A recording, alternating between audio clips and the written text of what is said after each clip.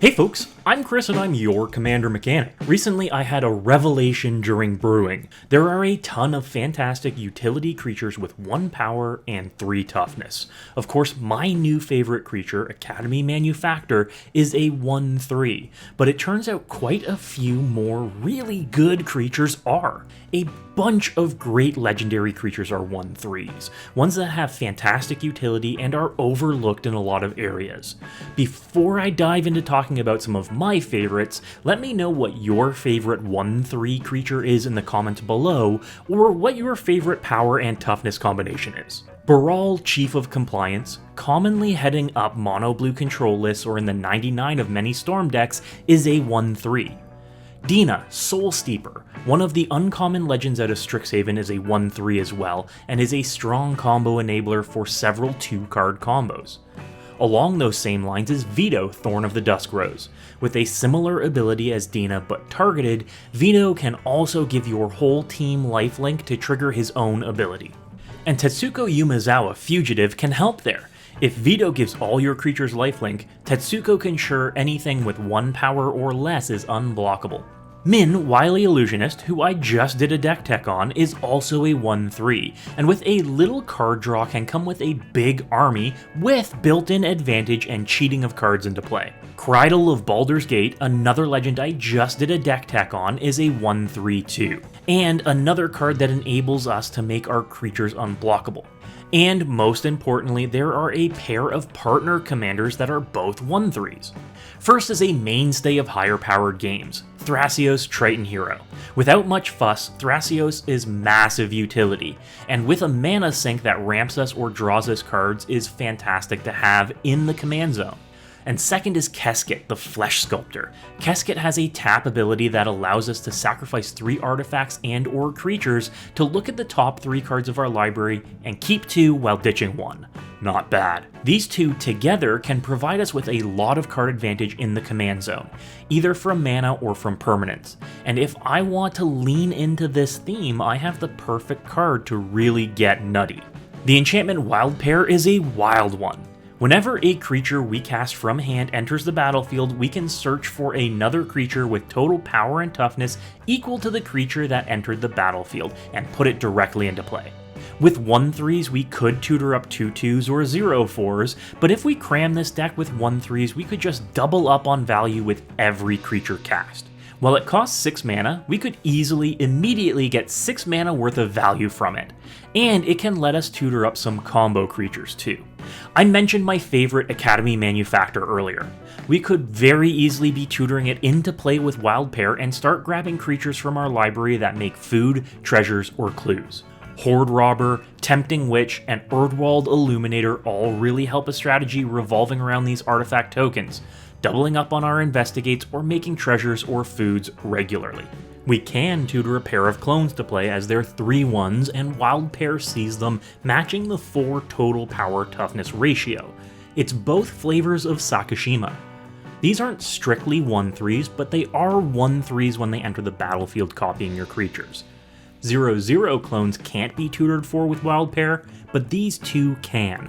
I think they fit the theme, and they're something that I really like, so I'm gonna cram them in. If we're going with this as a primary strategy, then we'll need a win con.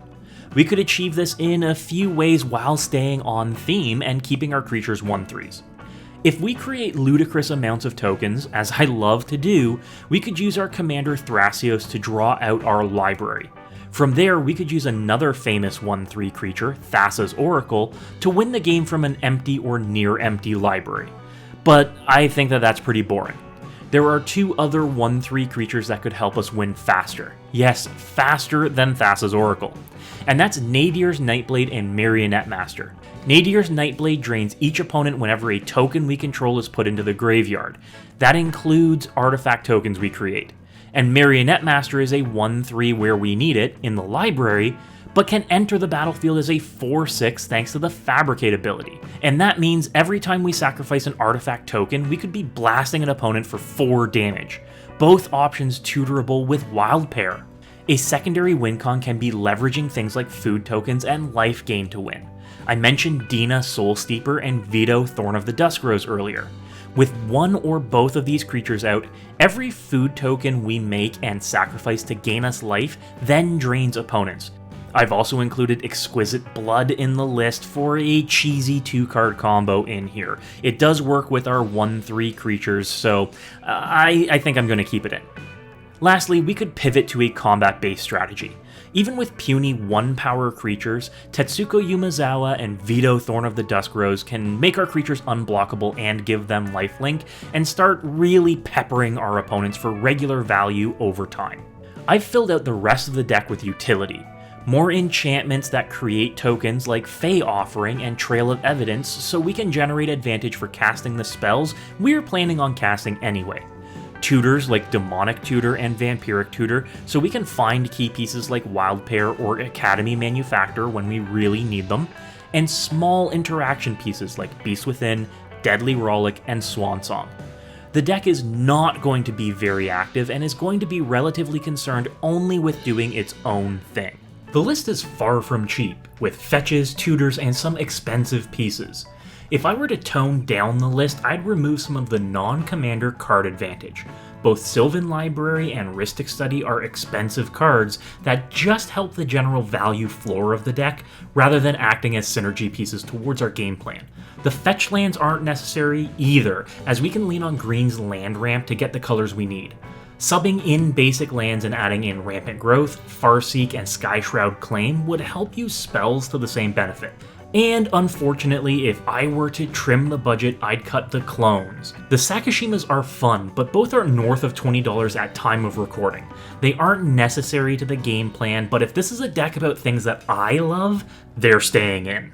The deck's mana curve is very low as well, peaking with the majority of our cards in the deck being 2 mana value, and the average curve being a very sleek 2.5 mana.